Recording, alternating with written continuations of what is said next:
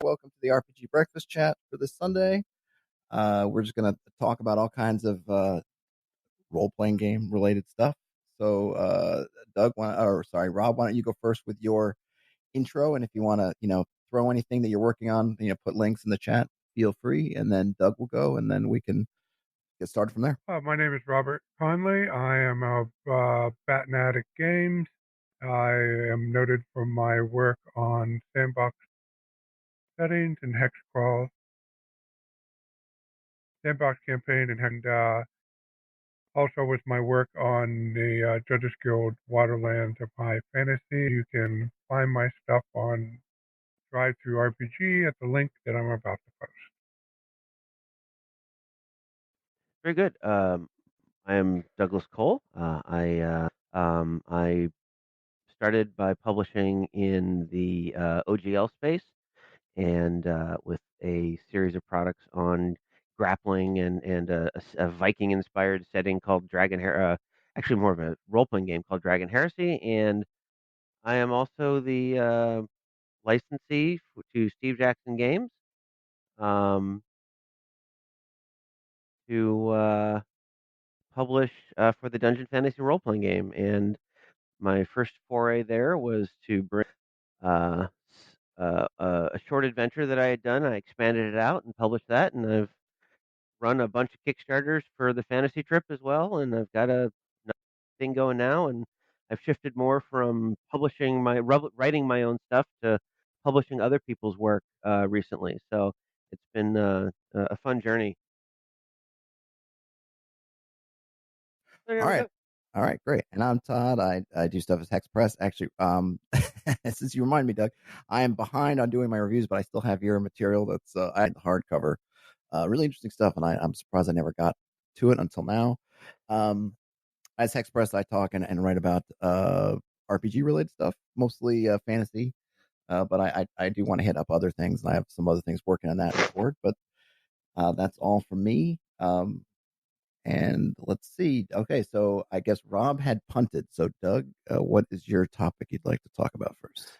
So we had talked a little bit about. I've been having conversations with, explaining to a friend about the role playing game industry and kind of trying to sort it out for them, but also in my own mind. I'm getting a little echo. Is that just me? You sound good to me. I haven't gotten any echo. No problem. Hold on, that's me. Anyway, I was just trying to explain to them that what's going on. I was like, well, really, you've got proper four tiers of game companies. With the top tier probably basically just being Wizards of the Coast, maybe Paizo. Right, these are guys who the industry says left, or they say left, and the whole industry goes left. And then the tier two guys are established companies making money doing their stuff. I would throw Frog God in there, Action Games in there, although that's an interesting thing because their role playing game business is a bit of a sidelight, even with the fantasy trip, to their card and board game stuff, right? But you can say that D&D is quite a sidelight to Hasbro as well. So I don't know that makes them any less, but they're sustainable, they're viable, they could do their own thing in terms of eschewing crowdfunding, but they don't, and that's kind of what I want to get into later. Then I'd say that you got the tier three people who are the small press guys who are profitable, who are doing it to make some money, and maybe can't quit their day job, so to speak, but they're not losing doing it.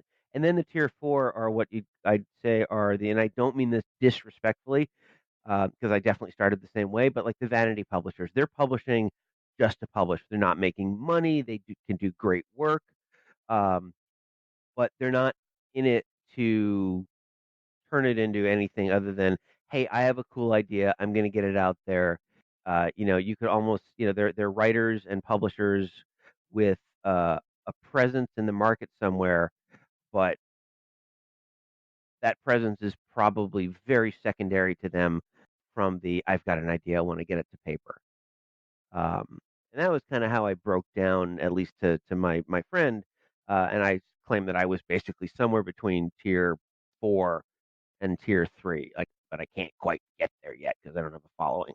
Um, but that's big enough to do that. I think I'd have to probably about quadruple, maybe a little more, my current fan base, so to speak, to become a true tier 3. Really, I think you to do that, you just need a few thousand people who are buying your stuff when it comes out. But that set Interesting. up a whole bunch of conversation about meant to be profitable, how many products you need, how do you do it, and stuff like Starter and crowdfunding. And hey, why is it that Steve Jackson games or Fraud God games run these Kickstarters? Don't they have enough money to do what they do? And the answer is kind of, but sometimes you have a thing like the Fantasy Trip or what was it, with Rapinathic that has 6 figures and everyone wants it. And sometimes you throw it out there and all right, that's cool. And that sub 1,000 range is where if you really run a tight ship, you can do pretty well, but you really want to break into that 750 to 1,000 people to that opens up a lot of doors in terms of print and distribution and hails of products and stuff like that. Yeah, it's one of those things so easy when you. It's when you think about it, it's like, oh, it's just a couple thousand people. There's so many millions of whatever out there, and Right. so much. But then you actually Right. getting How those hard? people, it's like, oh my gosh, this is so hard just to feel like you get a couple of people who support you. It just seems like such a challenge. Yeah. Well, Go ahead, Rob, please. Yeah. okay. So, um, dividing line, definitely Pazio and Wizards are in a class in itself. And, but I think the overall dividing line really is about being in tradition, not just traditional, like you're distributing to Alliance, got that right. Alliance, that's certainly a tier. But I'm talking appearing in your Barnes and Nobles and other Pazios certainly do. Uh, that seems, and then here are kind of like first tier activities, being able to appear in traditional commercial book channels, so that your bookstore, your downtown bookstore, your Barnes and Noble can order your stuff. And your next tier after that is you're in distribution in the Alliance, so that any of your hobby shops can order your stuff. And then there are the people who just rely on drive through RPG now and actually distribute the product themselves to game stores one by one or sell them in a convention. And one thing you forgot to mention are 2 companies, Fantasy Flight and Cubicle 7 are also up there. Fantasy Yeah. Flight because I of wasn't their trying to be comprehensive. I was just calling off the 2 names, one that's very familiar to me and the other that's very familiar to the people here on the chat. and the reason I'm bringing them up, not because you forgot about them, but because they're also kind of Pazio and Wizard does, and the tier 2, the solid, like Steve Jackson games straddle. Maybe not so much for their role playing stuff, but definitely for their board games. Because if you go into Barnes and Nobles, you'll see Munchkin. Things like That's true. They do. And places like Target where, that's not really a game. exactly, you get it. And so all that level of organization and a level of capital, because some of these places have return policies that you got to account for, and which famous in the middle '90s, and so there's that, and then there's just targeting the traditional distribution. But once you start getting into the print on demand and even the Kickstarter distributions uh, and the PDF distribution, it's hard to draw a line between the guys who are in there just for vanity and the guys like Fraud God who maybe have some distribution presence, but primarily distribute their material through Kickstarters and print on demand and stuff like that. And that's To sum it up, basically, there's the traditional way epitomized by 90s, companies, and I'm not implying that Steve Jackson Games is backwards, but Steve Jackson Games knows how to do that well, and they have been doing it for years. And there's older companies still doing it, like Wizards, and newer companies that are also taking advantage of that. And then there's the new economy of the internet, which you've been taking advantage, Doug, even though you've been trying to go the traditional book route, and which I myself solely take advantage of by just releasing everything on or Lulu. And how can you tell who look at what they're doing at any given moment in time?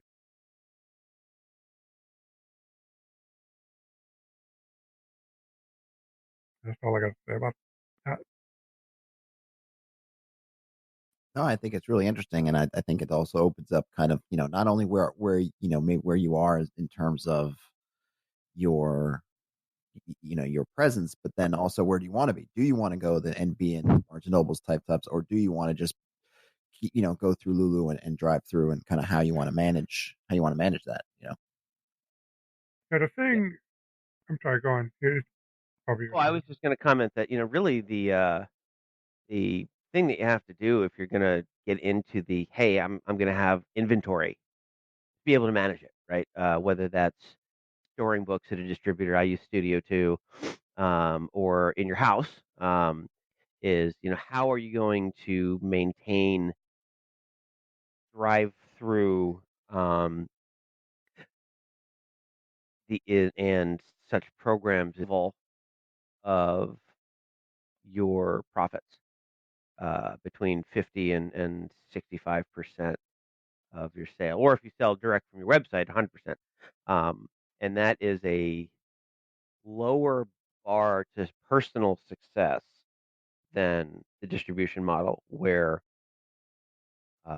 you're really or less of your cover price. So let me toss this in here. You're saying this is interesting. I think there's a lot of people. I don't know about a lot, but I have not been swayed to try going through DM's Guild for the simple reason of I don't want to lose anything I do. I want to kind of keep as much ownership of that myself as I can and not hand it over. But there's many people who are building sort of a whole thing over on see how they fit in with sort of the drive through or going another method, because it seems like there are people who don't have, they just decided to become DM's Guild authors, and I have no idea what they feel like. It's working out for some people, but at the same time they're giving up a lot for, I guess, being able to leverage assets and lore from Wizards. Well, I am not too keen on the whole community content program license. That our drive through our one bookshop, I've written blog posts on it. But there's some good news on that, which I will touch on later. But as for what you're saying, part of the reality of the new internet economy is that when you operate at my level and partially at Doug's level, it's like what we're doing is we're recruiting patrons. It's the old the old Renaissance client patron relationship, except it's been democratized. So, through Patreon, through blogs, through all kinds of things, and so basically, we're building up a list of patrons. We are, me and Doug are our customers' clients, and so we kind of play to them. And as it turns out, finances, well, you can make a profit, work hard, which Doug does more. And I know I'm praising your tunes here, or praising your name. Doug works hard at what he does in things, and far more. Ashford works hard at far more than I do. Um, the Frog Gods people also work hard at what they do, and because of that, they have a far bigger Patreon list than I do. So that's what it's about. It's about cultivating your patron, working hard, getting material out, and whatever level that you settled in at, that's what. And the DM's Guild people, you know, I don't know. I can't. I don't know what their state of mind when they go in there. But two of them, you know, for example, I have Greyhawk material that if they ever had Greyhawk as a setting, that will only work in Greyhawk, and I have no problem skilled. And if somehow I get a lot of sales out that and people are buying it, I might just follow up. And now I have to weigh that choice. So a lot of the successful DMs Guild, I'm sure, they made a devil's bargain, but it has been paying off for them. And some of them, they have gold and platinum sellers and even higher. And that's who their patron. The patrons they are catering to are found in DMs Guild. So it just keeps feeding and feeding. Just as Doug, I, and Frog God Games and the other OSR publishers, we all build our audience, and the audience knows where to find us. If that I, makes sense. yeah, I think that's at least for me. So I'm mostly where you are, Rob, in of the desirability of the GM's Guild license. But I think where the DM's Guild excels is if you are doing what I'm publishing. I have an idea for a module or an adventure or a setting or a splat book, and it's going to be out there, and then I'm going to walk away and do something in a snit way. I mean that in a, oh, here's this adventure, and I'm going to then do something else that's kind of unconnected to that.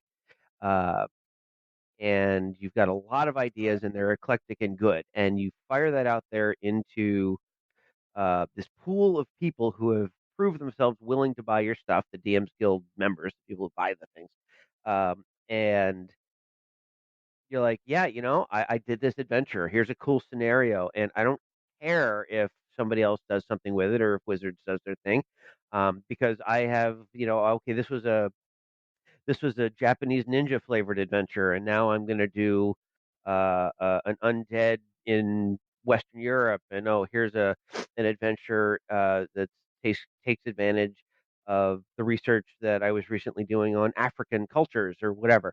And if you're doing that kind of model, or if you're just saying, hey, here's a series of related adventures, and I really don't care other than executing that vision. What happens to it after that?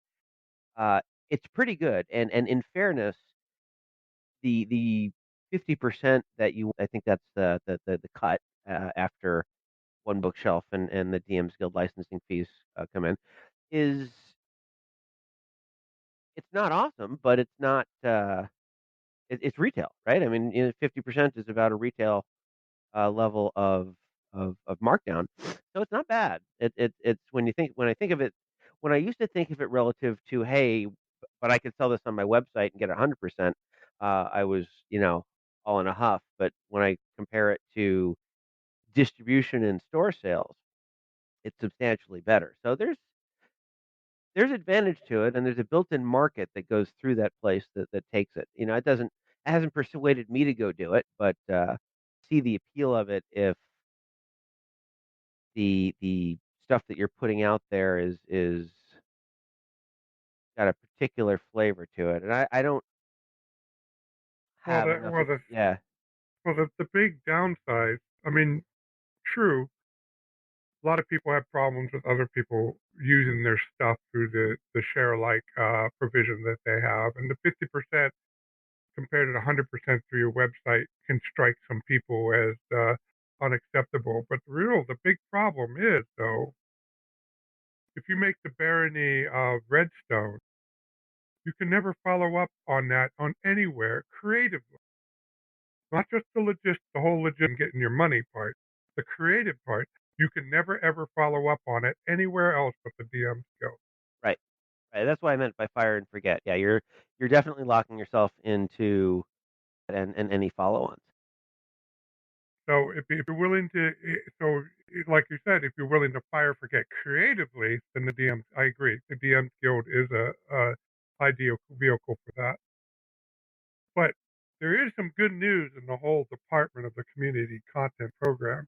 Apparently, it's not something that one bookshelf shoves down people's throats. The whole you can't reuse your original content, because the Genesis, that is the system that's behind the Star Wars RPG, the Genesis system has come out with a generic core book usable for any genre. People at think Genesis is Fantasy Flight, or That's right. Yeah. yeah. The Genesis is Fantasy Flight. So people, they have fans that are actively involved in discussing things about their games. And Genesis and the core book came out, and then a few months later they released the community content program. And people were excited, and somebody noticed the lights, and there was a huge uproar about it.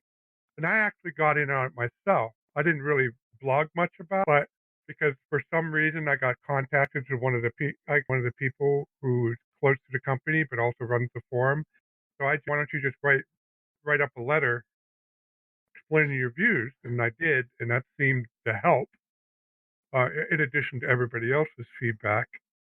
And what happened is last month, Cubicle or Fantasy Flight changed their license on the community content program. If you go and write a Genesis adventure, it still has that adventure, that exact product has to remain on Drive-Thru RPG. But around and make it for D&D 5th edition or Fantasy Trip, you can publish it elsewhere. They don't claim the right that your community or original content. They don't claim any rights to your original content. So that is a step in the right direction. And the other thing about the community content program is that many of them offer a setting as part of their package, like the Wizards one. The Wizards of a Coast DMs Guild will allow you to put up generic adventure, but it will not original setting. If you want to set, if you don't have something that's generic, you have to set it in Forgotten Realms or Eberron or Ravenloft. Those are the 3 allowed settings. The Traveler, they do allow original settings, but they also make available the Third Imperium for people to play with. In my view, then there's stuff like World of Darkness community content, which has a very its own setting. There's Call of Cthulhu setting as well. You know, the Miskatonic University, Arkham, and all that stuff. All those, I can see the need for you can't post your derivative anywhere else because it's messy. Because setting otherwise if they come out later with something that was similar to something that was posted on one of the programs, that person can claim, "Well, you stole it from me" and stuff like that. But there are many community content programs like Genesis, like Cypher, like Cortex, are just giving you the rules and the traveler. In those cases, my view is it's self-defeating as well as unethical to try to lock up somebody's original content just to get the rules. Yeah, keep the product on there, but there's stuff for others elsewhere. Let them and take a step in the right direction. Yeah, it'll be interesting to see what Steve Jackson Games does with their Fantasy Trip license. I know it's Cirque's seen it, and honestly, I mean, I eventually will see it, but my relationship with them is such that we have a unique thing for our licensing agreement that works out for us both. But the sometimes it's good to be first. Actually, it's almost always good to be first. Sure. You get to set the standards, and they're tailor made for you. But and it's they've been very like so. I came out with let me see if I can find a photograph. But I came out with a deck of cards, right? That was followed on in their Decks of Destiny program, right? And this is really talking about licensing and the benefits of relationships, I guess. Anyway, so the my generic there it is. This is good. Tooth snake. So this is an image of one of the cards that comes with Decks of Destiny, and if you've seen that product, you're like, hey, well that looks an awful lot like the actual Decks of Destiny, and it is because they send you the InDesign files. So when they partner with you, they go all in, and I can't say enough nice things about that. So it's kind of fun being an adjunct like that for both TFT and Dungeon Fantasy role playing game. But see what that looks like. Obviously Steve and Phil are very careful about the intellectual property and who owns what and where it can go. And Steve had personal. Right, GURPS exists because TFT got taken. So it because of who's the idea and metagaming and all that stuff. And I don't know the full story, and I'm not going to elaborate on it because it's not really my place. But it's easy to lose your IP if you don't actively defend it. And so by not engaging in gray areas, saying no, if you do your stuff, it's in our pool. There's protection there to make sure that you don't uh, dilute your ability to make your own stuff. On the flip side, you know, my Hall of Judgment adventure, which was my first Dungeon Fantasy role-playing game Kickstarter, was a Hall of Tyr, which was a convention adventure for Dragon Heresy or Fifth Edition. And they don't really, Steve and company don't care if I take my Hall of Judgment in my Nordland setting and recompile it into something that's more Fifth Edition or Dragon Heresy or Swords and Wizardry or whatever. They don't care. Actually, it probably helps them because it makes me make stronger. And so, there are self-interested factors at play where companies should want you to take an original setting and make it available more broadly. Because while some people are monogamous with a system, I only play X, whether it's BX, Swords and Wizardry, 5th edition, mostly 5th edition, GURPS, whatever, powered by the apocalypse. Most people will dabble. Oh, well, I'm going to play this kind of genre, and this game was written for this kind of genre, so let's play this game. Oh, how do I convert from Dungeon Fantasy role-playing game to this? Well, why bother? You have a version of this that's done for you. Um, and I think that for people like me, I turned 4 week, where you can just go and not spend the time is worth paying for. The whole Einstein proves that time and money are actually the same thing from the far side. So there's value there that welcome to the half a dozen people who are here to hear us talk. If you haven't ever, please do throw them in the Breakfast Club chat. Yeah, I concur. Absolutely. Yeah. About the DM's Guild. Sorry. Also, or just any of these content things. And again, maybe who's big on there is, can you get them convert those customers out of there to be your patrons? Or, if you disappear off the DM's Guild tomorrow, do they just move on to whatever's next on the DM's Guild, which is kind of one of my other, I guess, hesitations about that sort of system. Well, they certainly don't allow companies. It's all under your personal name. Right. So, Doug was talking about working games. I work with Bob Bledsoe Jr. of Judges Guild. And, that's another thing that people are not too aware of. How do you work with stuff that isn't yours? For Doug, it's the GURPS and the TFT rules. In my case, it's the whole Wildlands stuff.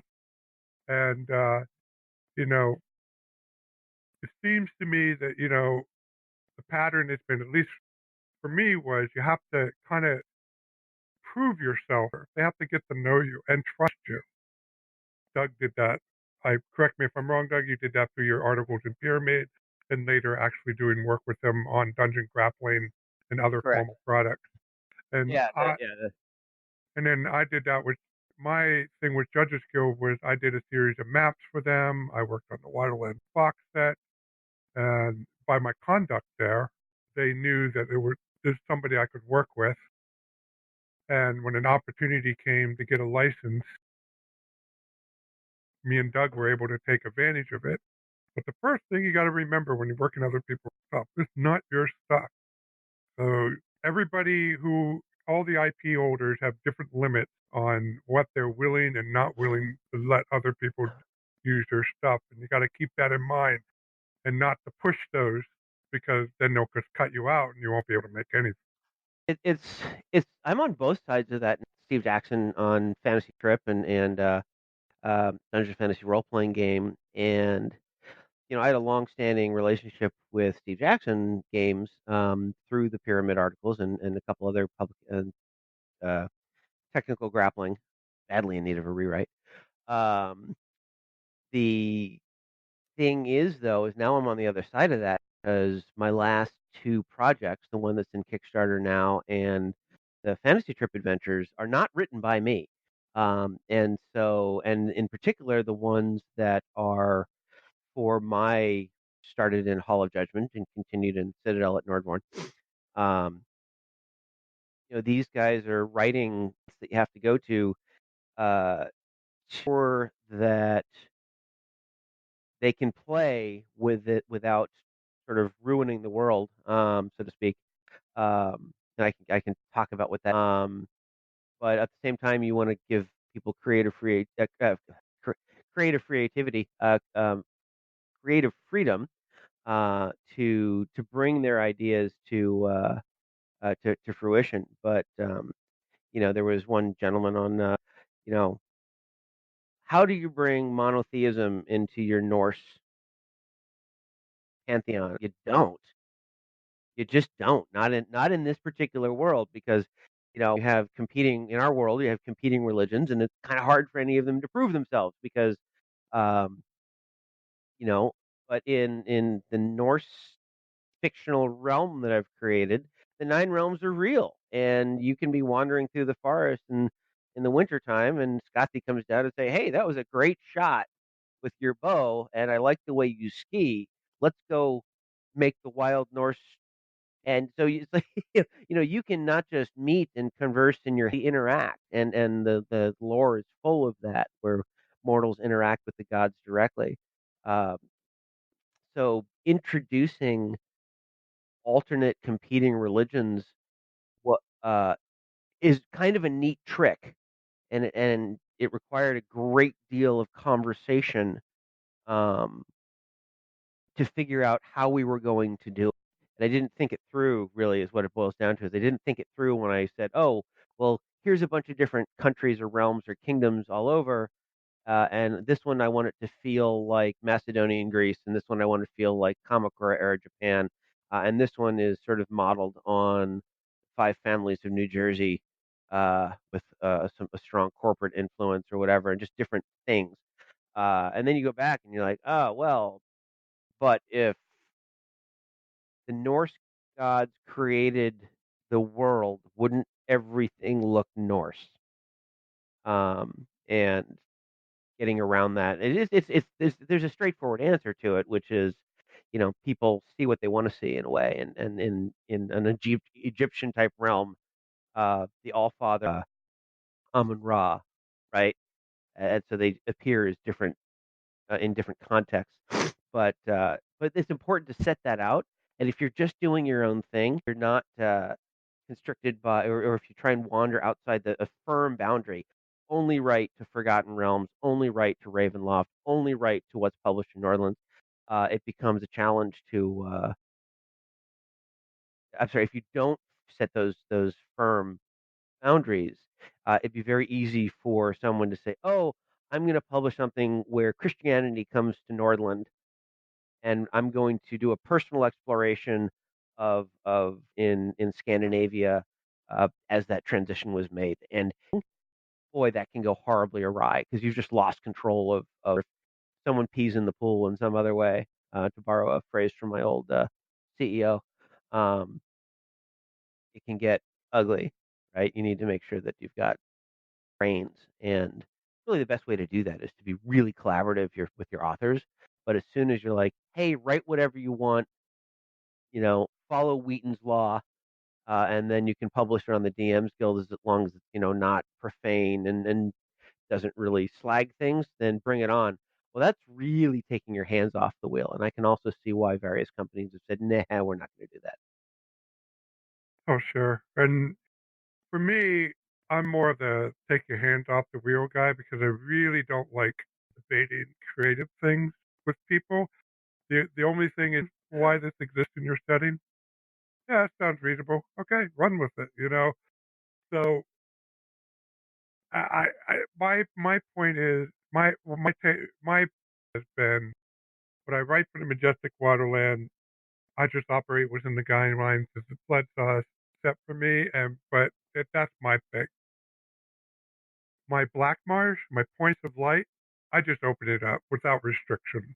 You want to publish your own take on the Castle Blackmarsh, the main town of the region? Have at it. It's there for everybody to use. And the reason for this, and I'm confident that it's not going to dilute anything I do with Blackmarsh or Points of Light, because I feel that the realities of the day, people look for the name.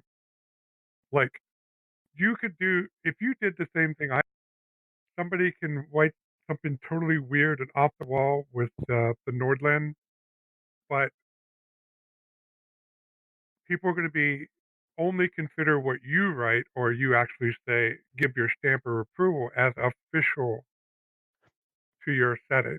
Yeah, and Let's I say, think that there's a lot of truth to that because um, if the only one producing large DFRPG books with a setting to them, because Steve Jackson Games does not, right? They produce great stuff, smaller works usually, good quality.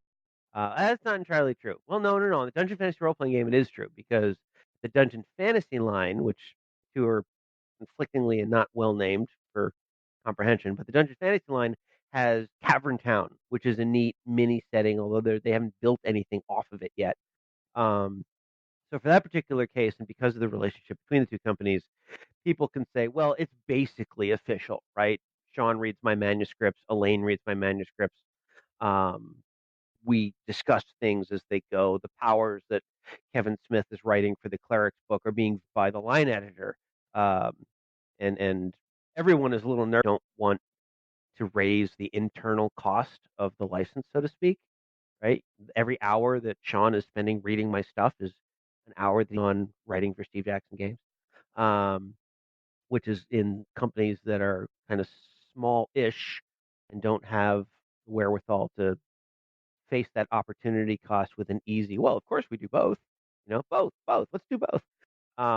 Particular situation, it's the opportunity cost of doing one thing versus another is high, um, can be high. Uh, yeah, but the yeah. thing is, sorry, go on. No, please, you go on because I lost my own thread. I need more. Oh, I thought Todd was talking. About that one aspect, not about their whole business. I know they get a little touchy about people telling them what to do, but any company is that back in the 90s, I can see brand dilution being an issue. You go to the game store and maybe get a newsletter, and that's where you see your stuff, or Dragon Magazine. So there's very narrow sources. But today, I mean, the Steve Jackson, or Cubicle 7 or anybody else in the business see their fans. If somebody was to make something divergent, not obscene, mind you, not something that's truly off the wall, but just like maybe a different setting that has completely different, that goes against grain creatively, but otherwise is that's not going to dilute their main brand because there's always going to be a core of people. There's always a core of Steve Jackson fans for fantasy trip material who look for them for GURPS material, and I do, what you do, what anybody else do. It's not going to change that. Yeah, and I think that's really fair because, like you've and what it really boils down to is reputation matters. Somebody says, "Oh, David Pulver has written a few things for Fantasy Trip with Gaming Ballistic." They're going to look at those two things and say, "Oh, I love David Pulver's work, and Doug at least fails to screw up the art, the layout, the whatever is readable." Right? So, oh, I will definitely buy what David does. And I've heard that before. For some of my new authors, who are I'm giving a shot to write and publish. They may not have the name cache, but cachet that David Pulver does, or oh, this is written by Sean Punch for Steve Jackson or whatever. So what that's going to be. You know what the quality is. you'd have to say, oh, well, I don't know this Kyle Norton guy or Kevin Smith or Merlin, but I do know Doug, and by and large, he puts out stuff that's readable and usable, and so okay, I can take a chance on that. But I think the overall point, which is the farther away you get from that core, call it official if you want to, but the ones with a long established reputation for quality stuff, the more that you're being like, well, I'll try this one, and if it's okay, maybe I'll buy another. Whereas a lot of people are Steve Jackson Games completionists; they'll just buy everything that they have, which is sort of nice and sort of not. It's nice because hey, revenue, but it's a touchstone of where to go. And this is actually where a well crafted, constructive review, even if it's a bad to small fry publishers out there, because I get like no feedback. Right, the most feedback that I ever get is how many people pledged, which tells me absolutely zero about what I'm going to do next. Yeah, I have feedback because I'm a publisher, and now especially with the release of the Resident Wildlands, I'm getting a little bit known. And I can't leave feedback at Drive-to-RPG because it's forbidden by the regs. And other than shout outs, because I don't want to damage people's future relationship. It's like a catch-22. I mean, how critical or how effusive you be in reviewing other people's product when you're out there in the game yourself. Right, right, and that's the other thing that like sometimes every now and then I'll get an email from somebody, and that's why I try and make sure that people have access to my stuff, to my contact information, whatever. Actually, I can throw down Ballistic on the web because that's got all the links. Um, but yeah, it's like someone will say, "Oh, well, I played Hall of Judgment. Here was some stuff, and here's some good stuff, and here's some not so good stuff, and here's how the game went." And usually, what I'll just reply is blog post because uh, that's this is great feedback, and I want people to talk about it and respond to it, and please tell me how the game went. You know, the best things that I hear are actually I had something recently that was not content related that was kind of nice to hear, but uh, the best thing that I ever get told is, oh, we're using Nordland in our games. That's like the old uh, oh god, who is Asimov's editor? Big guy. I should totally know his name. Not Carpenter. John. Anyway, uh, I'll remember the name. But the thing is that if he was going to reject your work, he was going to do it in a giant letter, handwritten or typed letter, all kinds of feedback. If he accepted your work, he'd send a check. Because what more needed to be said? Um, and that's a little hard. Because okay, I guess I did that one right, but there you to Yeah, you want to do it right, but right means not 100%. I yeah, mean, 90% is still an A in my son's high school. Okay, what right. Yeah, no, it's very much very very true. All right. Shazam! Let's see. What else? Any comments from the peanut gallery? Yeah, please drop your questions in. And Rob, you're officially up with your topic because I think we've run this one its course. It's really good stuff, though. I always like hearing the behind the curtains on a lot of the stuff because starting to try to dip more information, I feel like I can get the better. But Rob, what topics you got? Well, I was going to talk about high-level play in original Dungeons and Dragons, even though in my campaign it's been modified by the rules in my Majestic Waterland supplement. Really, there's a lot of talk about playing games in O&D about lower levels between levels 1 to 3 or maybe 4 to 6. But once you get beyond 6th level, there's very few accounts. And plus, the people I'm gaming with on Monday, they are primarily all but one are primarily 5th edition gamers. So it's interesting to see their reaction. It's in my Majestic Waterlands, which Doug experienced with it's interesting because what they have trouble with is to uses the phrase the dearth of mechanical improvement in OD&D. You hit abilities, you get more hit points. If you're a spellcaster, you get more spells, and if you're a cleric, you get improved and turned undead. And that is pretty much it. Everything else you have to kind of make for yourself. So it seems, not with just these guys, but other guys in different campaigns, is what they gravitate to, the acquisition and craft. That seems to be the when they get to the higher levels. They need a ring of invisibility. They need a ring of flight. They want bracers of protection, and they start those items so they can feel they have a chance against the tougher creatures they fight.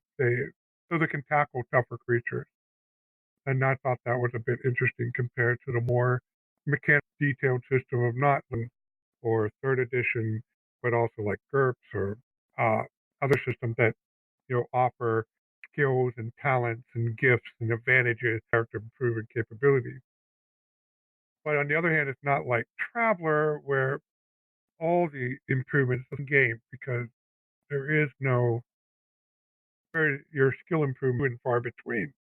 And so to buy better gear for yourself or your ship, who and basically acquire patrons inside. So it's been a pretty interesting experience. Yeah, that is interesting.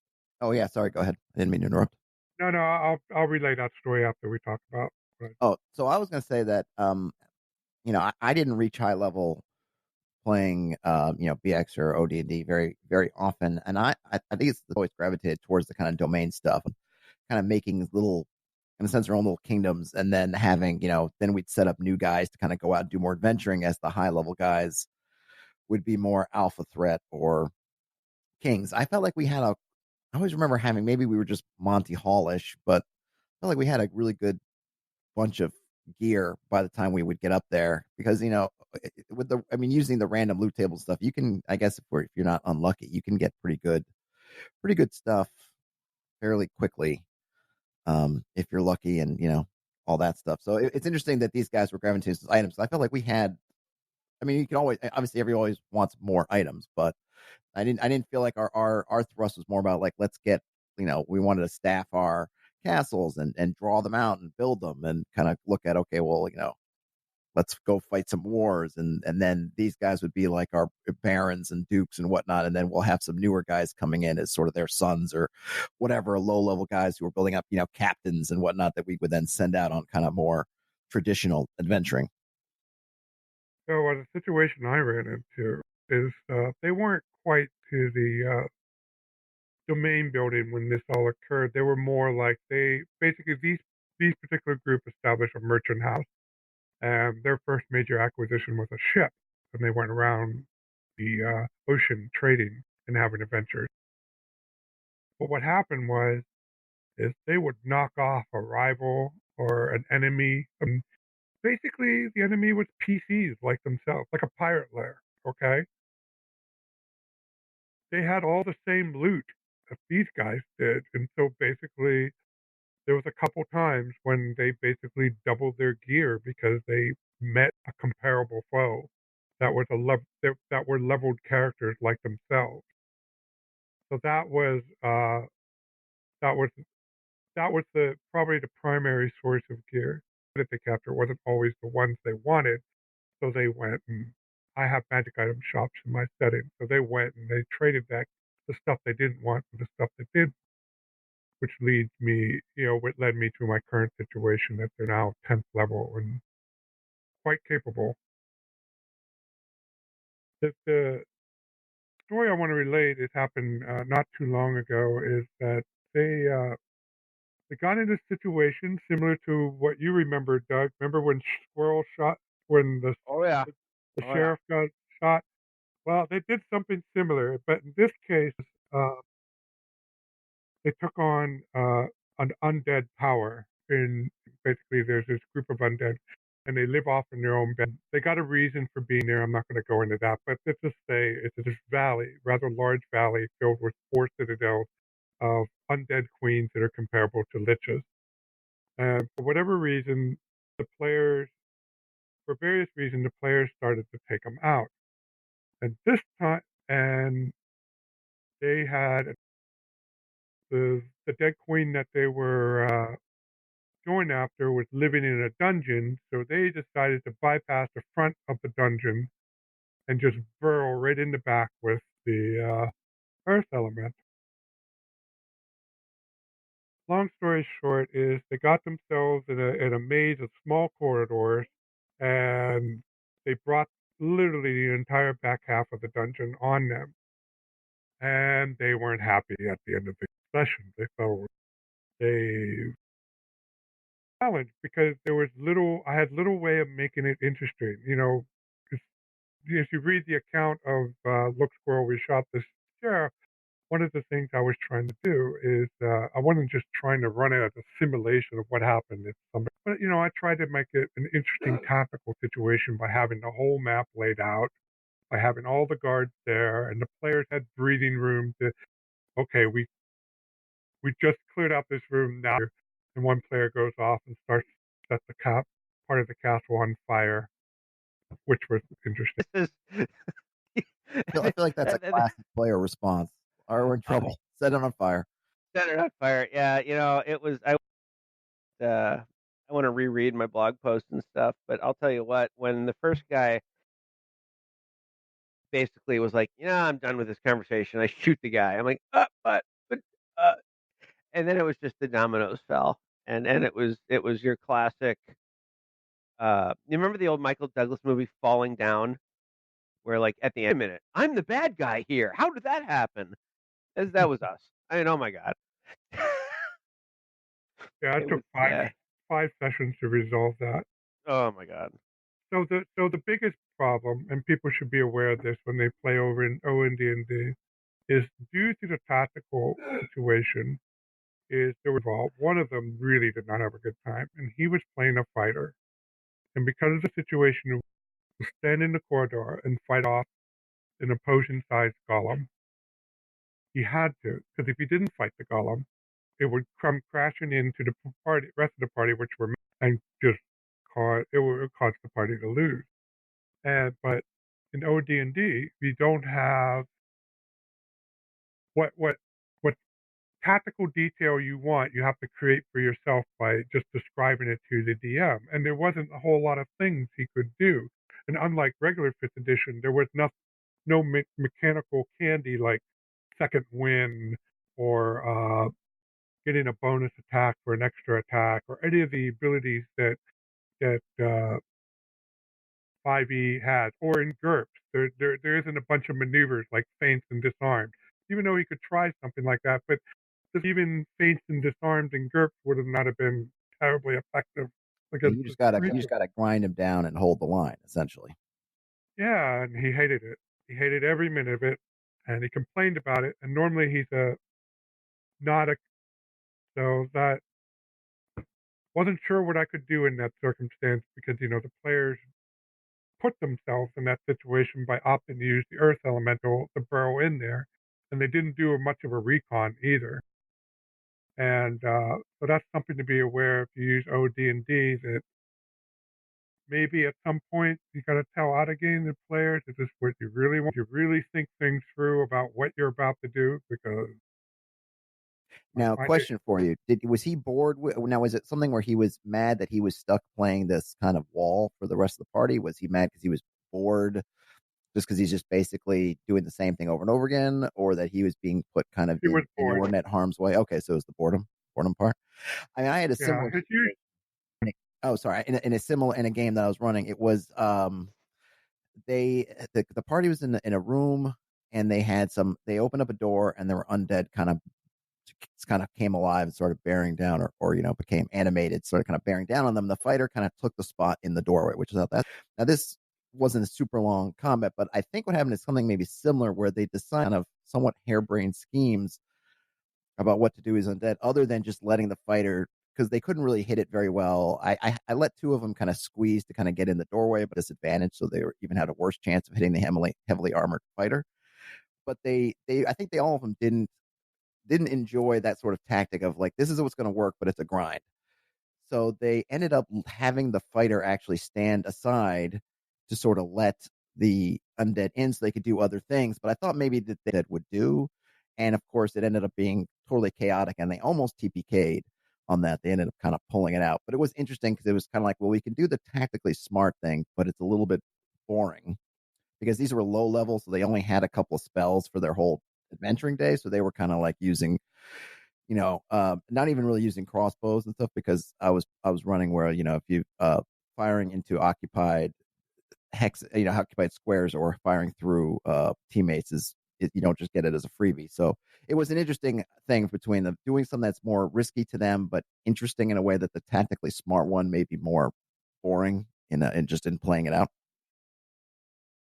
Yeah, I don't think these guys could have. Two of the players really care about tactics and stuff, and I think it would have like they would have experienced physical pain if they had to do something tactically optimal. Not a criticism, but it's Yeah. just their personality. They're always thinking of angles and how to maximize what they have and what they can do. Yeah, it's funny because in a way this is where GURPS has got a famous death spiral. Once you take a hit, you have shock penalties, and creatures that have great defenses don't have a lot of hit points necessarily, although some of them do. Um, so once you figure out the trick to breaching, no, thank you. Right? Yeah. Now that that's dropped in the kitty litter, I'm not going to eat that. Yeah. So my daughter is cooking and she's making chocolate up on the floor first. But anyway, spiral is once you figure out the key to unlocking victory, you can usually resolve it in a couple. Unfortunately, that applies to the monsters too. Once they figure out that you've run around as a scattered line like chickens with your head cut off, and that thief and cleric in the back look awfully squishy. You can go from ha ha ha, we're in the room to oh gee, wow, I don't think that we can carry all these bodies back for healing pretty fast. But it's funny though because without trying to say it's all about me, right? The danger of save or spectate, whether it's you've been whacked in the first turn of combat, or the only sensible tactical thing here is to put a meat shield in the door and have the other people behind him, and they don't get to do anything. That's a hard thing to avoid doing as an author sometimes. But yeah, the fun quotient of the game is such that you're there for maybe 2 hours, maybe 4 hours, maybe you're there for 12 hours, and having basically one level cleric from the red box, right? What do? I hit him with my mace. That's all you can do. So if your fight is basically, I'm going to do that every time your turn comes around, you don't have a spell. You're only allowed to use maces, at least that's how that rule was read back when I was 10. It got boring, and mixing it up is something that is important. Like in that particular encounter where you've got undead in that one room and you're blocking the door. As an author, you want to say, okay, what's coming from the other side of the door that will keep it really important that that fighter stays in the door, but keep the people who are being protected from that fighter otherwise engaged. A trap, a puzzle, a flood, some other monster or whatever.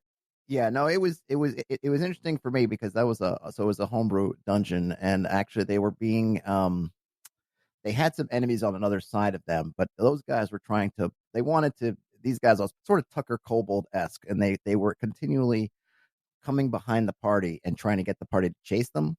And at that junction, the party chased them, and these little guys were so squishy that they weren't coming near where the party could get a hold of them. So it was this interesting thing, and there was also this kind of oily tapestry in the room that they set on fire. There were some other elements going on. I think the interesting thing too is really it's for me, obviously I was doing it for this particular party, so I probably could have done a better job figuring out sort of what kind of tactical options they have. But if this was material I was getting from the for a generic thing, it's like haters in the party instead of one, that might have totally changed how that encounter would have gone, because maybe the two fighters would have wanted to push into that room, and then or they might have want to let them in the room and then done some different things. But in that case it was like, I think one fighter, one or maybe 2 elves and a cleric, maybe, I think. So, just the way that party kind of, um, the composition ended up just made it sort of a bad, but luckily it wasn't a long thing. I think the other thing too is that these undead were not intelligent, like the golem. It's not intelligent, so it's not going to think like, I'm just battering up against this wall, I should probably rethink that and do something else. They're just going to go forward. I think one of the things that I remember I've gotten in discussions, on Twitter about 5th edition is I think that there's in some games at least this pendulum that swings the other way, where I've had discussions with people and they would say things like, well, I would talk about things like, well, you got to, as a party, you want to, create a sort of a battle line and hold it. And one guy was like, I don't think battle lines exist. And he set up this thing and he was like, well, we make spaces between the fighters so that you're kind of daring enemies to go through because we can give them attacks of opportunity. And I said, well, you can only get one attack, per round. So if you have a few guys, and me thinking kind of more OSR style, like if you have 8 or 9 goblins, they run through the breach, you're not killing all of them, even if you hit the first 2 that run through there. And then they're open on everybody else in your party because you've just let them in. And the guy said something to me that was fascinating. I couldn't wrap my mind around it. He kind of said like, well, why wouldn't they all just attack the fighter? And I was like, why would they attack the fighter? The guy's encased in metal. It's like a walking tank. Like, why are they going to do him when there's a guy in a robe holding a stick that's hurting them almost as much as the fighter is? And it, looks like they could go down to a strong gust of wind. But it was interesting because it let me in a little bit. I think it maybe some people, the way there's the difference in mentality of this idea that kind of like, if you're a melee creature, you find the other melee creatures and fight them, as opposed to like what I think this is kind of the spirit of the old school thing. Like, there's a squishy guy back there, go after the squishy one. Right, because the squishy guy has this aura of power that is about to wipe the floor with you. Right. Hit the caster first. It's like taking out the air support first. Right? Totally. But this like didn't seem to occur to this guy's like, why wouldn't they all just attack the fighter? And I was like, I mean, if you don't see that, then I guess that's the way you play. But it was a weird thing, but obviously I guess a difference in styles, obviously. It's funny though, Yeah, because I'm sorry, please go ahead, Rob. well, yeah, I mean, a lot of the disgruntled, and it's not the one player was the source of the most complaint, and he had some points, but the other 2 were basically nodding in her head yes, and um, as much as you can over the internet, and because they're used to playing 5th edition too, and with 5th edition you got a lot of little fiddly bits you can try at any one time. But what I think I'm going to do to solve the issue, and I've already, the one player who's like the kind of the leader of the group, we're talking about some choices. I'm going to coach him more, not tell him what to do, but point out things like a good coach would, but not, the coach can't tell you'll do it for that thing. All you can do is, train them and point out alternatives if something's not working out. So, I already pointed out that, okay, you want to go to this other citadel to talk to these people. You're telling me you're just going to fly up there with your carpet of flying and just say, hey, I'm here? What would you do if you're out in the middle of the wilderness? How would you handle it? And there's somebody who knows them that I can talk to. Matter of fact, your character does know somebody that can provide and not provide the basis for the next few sessions. But yeah, I mean, I got with the carpet of flying without thinking about it. He would not have had a good time, but I took it on myself to coach him, not tell him what to do, but point out that it's not going to be really the best idea. And especially for OD&D, where people are not used to having the mechanical bit. Okay, a lot of time my coaching is, if you were there looking at the situation, what would you actually do?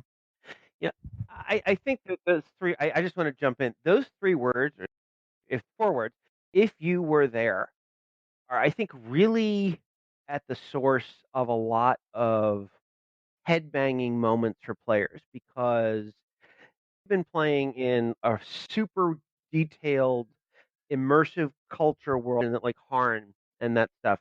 You have all of the culture and how it acts and all that. But what I found is the biggest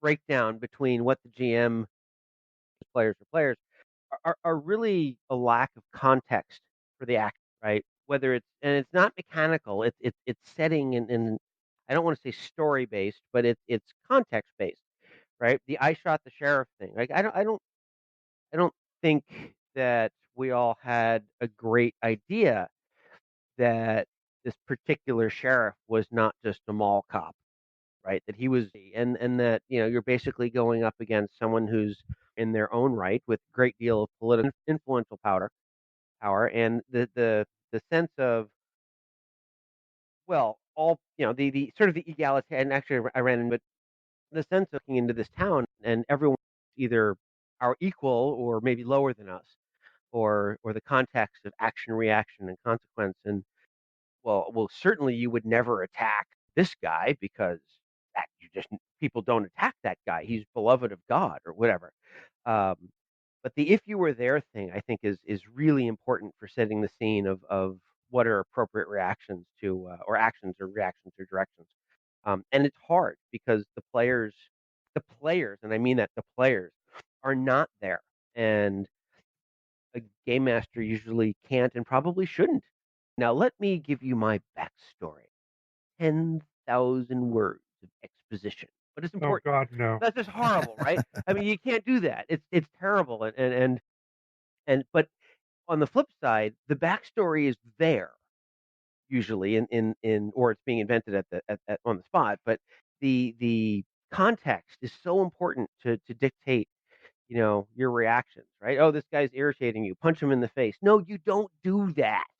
Uh, for reasons, right? Oh, well, if someone's messing with you at a bar, I'll shoot them. Well, again, that's not how it works, and the kind of the expectations of the world and how the world's going to react to you really get in the way of cons- self. That's Yeah, actually one of I the, yeah, do right. I do think that's a big thing. But I think something else is that there's kind of the conflict. I think this is both for GMs and players over what should happen and what I want to happen. So I think a lot Uh, of players, if they sit back and say you're in a tavern and this guy just did something, I think regardless of context, you probably shouldn't punch that guy in the face, whatever, because you wouldn't do it in a bar, whatever, right? You just, right, but you right, do right, it right. because Yep, yep, it's yep. what you want to do. You want to punch the guy up, so you decide to do it. And I think that's true Right. for DMs too. When you end up in situations where you ask guys, or you see things happening, and a session will unravel with some strange decisions, and you get caught up in what you want to do. Well, it's like, well, this is how the guy, like, there'll be a similar situation. Well, okay, you go to see the sheriff, and then a PC color. And what should happen is maybe the sheriff frowns at the guy. What the GM says instead, because they get this urge to want to, is, I put you all in jail. Right, Guards right, come right. take them Oh, away. It's like, well, maybe that's what you want to do on someone, but that that's really not shouldn't happen. And when you think about it afterwards, if you go on, Reddit or whatever, and you ask like, hey, because I feel like I've answered, I've had see a lot of questions, and I'll answer, and I'll just say back to the GM, like when they're either asking what they should do or if this was right, I was like, well, is that what you think should happen? Like, is that, and it usually answer, they kind of reflect on it and they go, well, no, probably not. But in that moment, they got caught up and they're kind of like, well, I just wanted it to happen. Right. And so I do think that a lot of, particularly when the old school play at more than fifth edition, let's say, doesn't reward when you ignore the twos, because you don't have a lot of the safety net that you have in fifth edition. You don't have a lot of that stuff to kind of save you from poor decision making. In OD&D, if you make a really bad decision, it can really sink you, and that's it. You don't have, death saves, and people can just come or second wins or all stuff. Like, you can really be sort of sunk. So it puts a lot more emphasis on making that initial right determination. But I do think that I do agree that there's a lot, sometimes we don't necessarily know that we've communicated or that we haven't communicated, and that, players are expected to kind of think on that. One thing I did want to say, and I hope that maybe, your players, Rob, they learning from their experience. I joined as a player a game. It was a BX clone. I forget which one. And the kind of first major combat we had was essentially a near TPK. My character was the only one to survive. I couldn't get the guys to play defensively. We had sort of enemies were coming on us. We were by this farmhouse, and they had numbers, and they were sort of moving into it. And my first thing was, all right, I get to the cabin. And I thought was like, okay, we can kind of play defensively this cabin. We can force them to march through this open field to us. That'll give us a couple rounds at least to plug them with arrows and crossbow bolts, and then they'll have to get through the door. And I kind of had this whole thing. But the first thing the fighter did on their turn was, charge, tally ho, rolled out there, ugh. and there, and of course they were down in a round. Then the cleric goes, tally ho, I must save him, runs out, he gets down. Then it was me and the wizard. And I'm trying to tell the wizards, like, stay in cover. But he was like, nope, this is my, like, I'm going to stand up tall. My moment to shine, right? My moment to shine, magic missile. And he hits it, but of course they turn around, and a couple of darts later, he's down. And my guy basically grabbed the MacGuffin off the wizard's body and ran for his life in the woods, and I ended up surviving. But I can tell you that the combats after that, they were much smarter. It was like that got that out of their system, because these were, again, guys playing from, or, a group playing that was mostly played 5th edition experience or other kind of games. And that kind of rude awakening, the next encounter, they were totally, it was like a switch had been turned on, because they really looked at it differently. It was like, I can't just go into hero mode and run out there and do that. Like, if we do that, we will get slaughtered. So bump in the road, but it had a good outcome for them, I think, as far as their understanding of the game. Yeah, I have a real challenge with my Majestic Water when I run it for somebody like Doug, is, a newcomer like Doug, is because, it's not just that in detail I put it on it. It also has layers of PCs doing their own thing. And not just their own thing, but their own particular things, and I have notes on all that. So different NPCs react differently because of that. And, but, so I learned to coach them, and I rely a lot on stereotypes. So if you see a Baron, it's going to be the Baron that it's going to be probably what you're thinking of Baron right now. And the same with Duke. If I say Duke, you're probably hearing it the same as Duke. Now, Sheriff, the exact role of a Sheriff, I can understand where Doug's coming from. And to be, in my defense, I wasn't really relying on the players knowing what a Sheriff was what his particular duties and powers were at that moment. I was more relying on the fact you don't shoot a man in his own castle and be rude to him. I'm right there with you, man. That was what made it so unexpected to me. Yeah, no, we absolutely Leroy Jenkins the thing. And it was there's no question. I mean, later it came out that the sheriff is more of the equivalent of a baron, but it's a temporary position. In other words, the sheriff's son is not likely going to be the next sheriff. It's going to be reappointed to whoever is in favor of the moment at that time. But so it's more of an appointed office, but still, as far as terms of social prestige and stuff, it's an equivalent of one of the great landed nobles of the land, because this guy of all the overlord's personal property in this entire territory. And I try to dribble it out in small doses and in small one paragraph weekly updates as players run to it. And I forgot what you said. Did I refresh my memory? Did you seem to get a fairly good grip of what's going on after the first few sessions? Oh, sure. Yeah, no, I mean, I mean, that was a sea change in the campaign direction. But no, it was after we settled in and got a thing. And I'm reading over the combat encounter. You did explain early who the sheriff was, and it was literally just someone who's like, I'm bored of this. I'm going to shoot the guy. So you can't that's.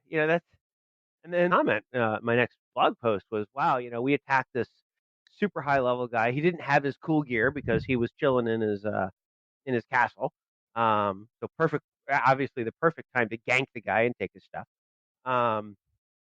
But no, it was clear. We just we did some things that were terribly wrong, and then followed those with some things that were spontaneous but fairly right, and we wound up in possession of the castle. But you didn't slaughter everybody. We didn't. I mean, well, I was playing a paladin. That wasn't really my thing. So I can tell you about the. Oh, sorry. Go ahead. yeah, there was a retreat. The bad guy, I believe, the sheriff's wife and kids got out, as well as some of his staff, and there was kind of like a truce that the PCs they won, because they did hold the castle at the end of it. Well, the part that wasn't burning, right. And so they won the day, but the bad guys did a hasty retreat and leaving it to the PCs and who was ever there. And one thing I try to do, and the sheriff didn't have his best gear. I don't try to have all the NPCs up and ready to go you know, I try to make it more real. So in this case, the only gear the sheriff had some leather armor on and some comfortable leather armor on and a sword. Yeah. And his plate armor was sitting in his office, which Doug cried about when he couldn't deal with it when you saw it. You saw it in the office and you had to leave it behind you. Yes, that was tragic. +2 plate in a game system where didn't realize at the time that Rob threw magic items around a little more. 5th edition recommends, but I was forlorn as to having to leave that toy behind. I don't blame you. I know, it was horrible.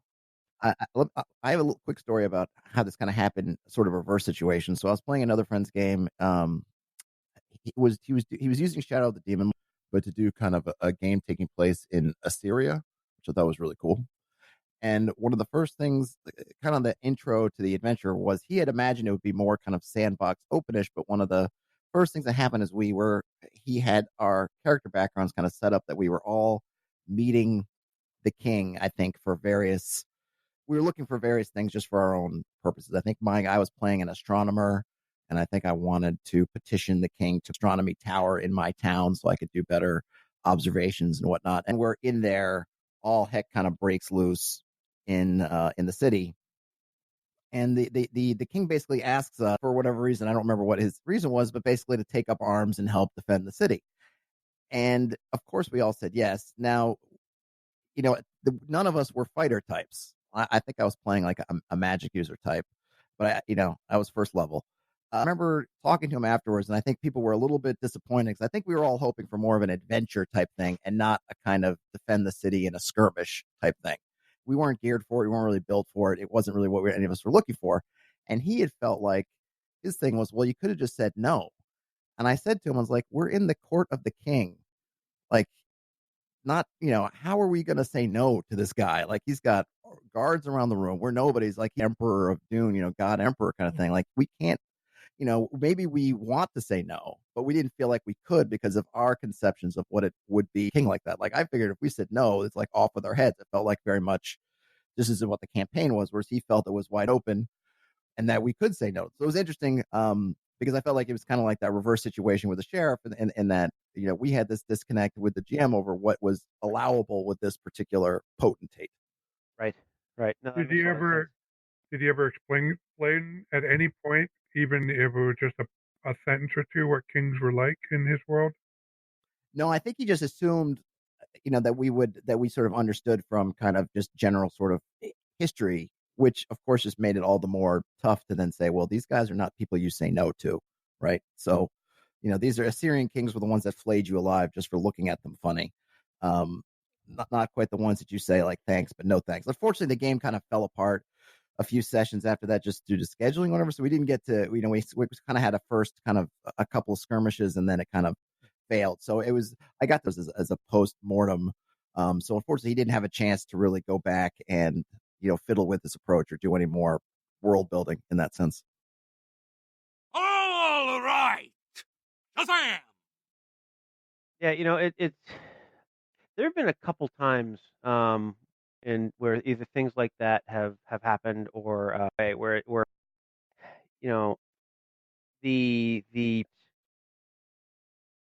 we're in ancient Assyria, but people are going to react like you're of Des Moines. It's hard, right? It's I there was a situation that happened in the early playtesting of Dragon Heresy Norse based, where one of the players was trying to proselytize the sun god, so to an follower of Tyr.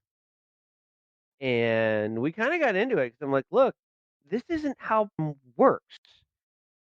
These are, if you keep insulting Tyr, your god may show up and say, stop dissing my brother. Actually, a great little back and forth was in the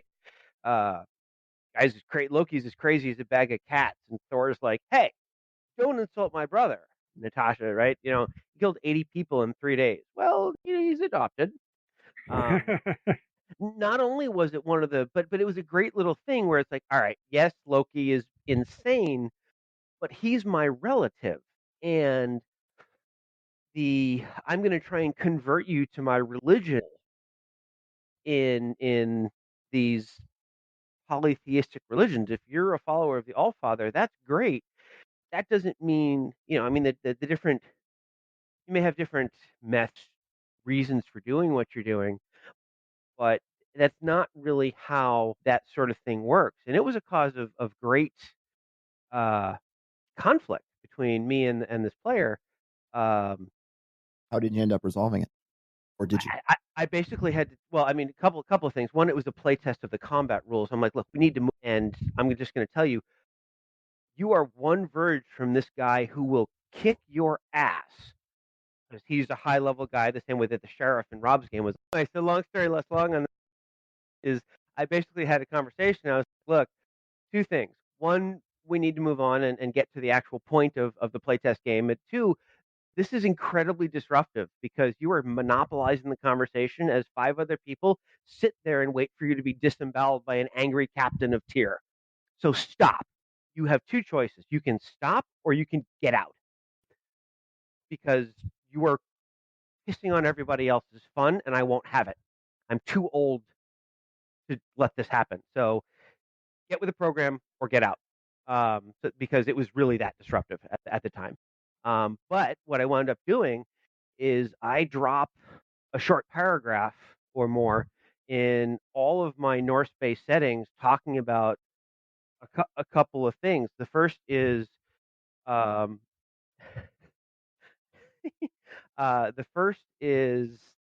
that the whole proselytizing and setting one Aesir against another doesn't happen.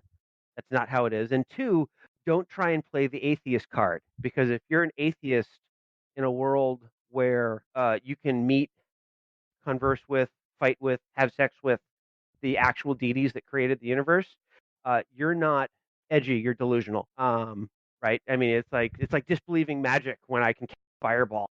Right? Oh, I disbelieve in guns. Well, that worked out real well for the Boxer Rebellion. There's some things that are just insane in these fantasy worlds that we create, and in order for the game to work, there's a certain amount of going with the current that the game master and the players have to acknowledge and work with. Absolutely. In the case of atheism, it makes no sense when, as you said, the gods are literally right. no debate. There's no debate. You have this class of you literally an NPC player character class, but you have this group of people who has the you know the Lord our God on speed dial. But Right? there is a philosophical view that while it's not classic atheism, would be probably serve as in place of atheism in a world like we're talking about, and that would be you don't consider the gods as divine, but just a big ass monster to be taken down. For sure. But you do acknowledge that they do exist. They may not be. Maybe you don't consider them gods; they're just bigger jerks, right? But I want to push back on that though because I've heard that argument a couple of times, and frankly, if you grow up from the beginning, seeing the gods and seeing the guy, and you see the impact of that and stuff, how are you going to come to the conclusion the way that we are stepping outside that world as a modern society? That no, these aren't really the gods; they're just super powerful beings and whatever. I have a Oh, okay. I got an right. answer for that. I got an answer for that. Doesn't rely on the modern viewpoint. You have a region, a substantial region, uh, that is devastated by religious conflict to the point where competing factions within the same pantheon or rival pantheon, and there's basically the conflict is such that there's, on an objective point of view, there are no winners. Not only did the conflict causes great physical pain and suffering or mental suffering, it also breaks down civil authority and the mortal religious hierarchy down to the point where heretical points of views can actually survive. and maybe gain adherence. In that environment, it may be possible that a philosophical movement arises that gods are just another form of monsters to be taken out by humanity. It will be difficult. It will not be easy, but we do not owe them our reverence. But it would require a specific set of circumstances. Yeah, it's a Not, lot of not, not, it's not a whole lot of if. Yeah. but hey, who could predict that a son of a carpenter crucified would wind up remaking the Roman world? So there's a lot of stranger things have happened in our own history. I think the other argument you could possibly make is because you have a lot of, at least it comes up. It's not something that I would see, but you see a lot of the ascending to godhood stuff. That if anybody can ascend to godhood, then is it really something more than just an extra, but in a sense, normal, pattern of building up that makes it no more than other creatures, but just that they've reached this other pinnacle. In which case, yes, they're powerful, and so you end up doing what they want to do because they're powerful, but that they're not in other ways somehow beyond you. They're just you, and particularly when if you have this sort of fictional, I don't know how it works, people leveling up in a sense that it is something anybody can potentially achieve. So it's no taking out a god or saying they're nothing is no more than doing that with a dragon or some other kind of very powerful creature. I think that I mean, even in the pantheon that I'm working with, the Norse pantheon, you have, Ragnarok, which is singular in the mythology, refers to a fulcrum event or a pivot point, an inflection point. So there's been several Ragnaroks in the history there, but they die, right? They're not, and definitely in the Greek and Norse mythology, they are not only there's the end of all things involved, but they're definitely in both the Greek and Norse mythology. They're flawed, very very flawed. We won't even start talking about fidelity. But these guys are deeply flawed, and the interactions and the conflict and stuff are part of the piece.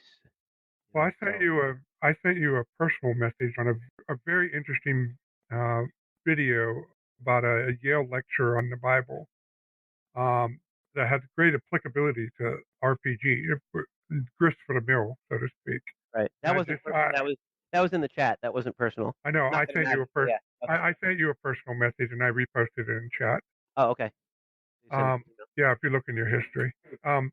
But what they said, what the professor was arguing that monotheism, as represented by the ancient Israelite religion, well, at least by the 5th century, was not a evolution but a revolution, and why that is. And she goes into the structure of paganism, at least as it was practiced in the Middle East and Europe at the time. And basically, she said that there is something called the gods have limit, and the limit is something they call the meta divine. For example, in the Greek myth, it was Gaia and Uranus giving birth to the Titans. It was in the Norse had their own version that gave birth to the first god, which eventually led to Odin and Ymir, I believe. Yeah, Ymir. And magic in this system of belief. She has a whole list, but I'm just trying to shortcut it. But magic is a way for humans to tap into the metadivine in order to compete with the gods, in order to not just place state them. I mean, you certainly do that, but it's a way to because the gods are capricious, the gods have impact on the world, and people just don't want to be tools at their hand, so they learn magic in order to better their condition, so to speak. And I thought that was an interesting lecture and an interesting viewpoint. I'm sure there are alternatives because she was mostly cited a work of one guy in her lecture.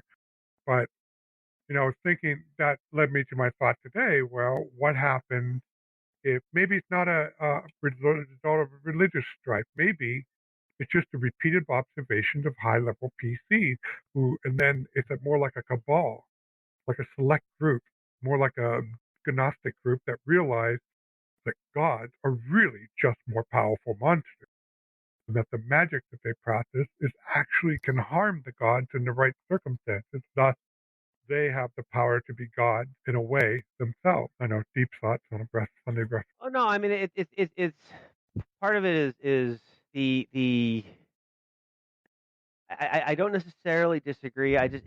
When you have a situation where divine or super powerful entities can actually show up and interact with you. That's really my question, right? Is that a lot of a lot of the philosophical foundations that we're talking about and how these gods and stuff interact with our own history is around a dearth of direct interaction, right? Um, and we see some of that even today. Oh, God tells me to. Um, when you can actually sit down and chat, or actually go to Asgard or whatever, step up to But Mount really, Olympus but and it's stuff. really, I don't think that's Right. how the older cultures perceived it, though. To Yeah, further back to the except that time, things that we consider natural for them were considered divine. right, but and I'm still coming down to this is that was I mean I get that as a rationalization, but you couldn't sit down with Zeus, right? You couldn't. I mean Odin did not sit down and chat with you personally in a way that was what we would consider objectively scientifically repeatable and stuff and it was a lot of inferred. And yes, I understand the piece there, and this is my own backwards, but I just when you actually when very much like D&D or GURPS or whatever, when the magic system is a system and it's scientific, if you do this, you get this result every single time. Which is a gaming abstraction because it's not fun to say I invoke the power of whatever and it just fizzles. Right. That right. That's it. May be. It's just it's not fun. It's a wasted turn or whatever you want to call it. So there are game reasons, like the people on the other side of that door that the fighter is blocking. Right. In reality, they're probably sitting there saying, "Oh my God, thank goodness I don't have to actually fight this undead." In the game, the players are bored. And that's actually something that I wanted to come back around to if we have time for it. Although I'm starting to run out of time myself. Um, Yeah, we gotta.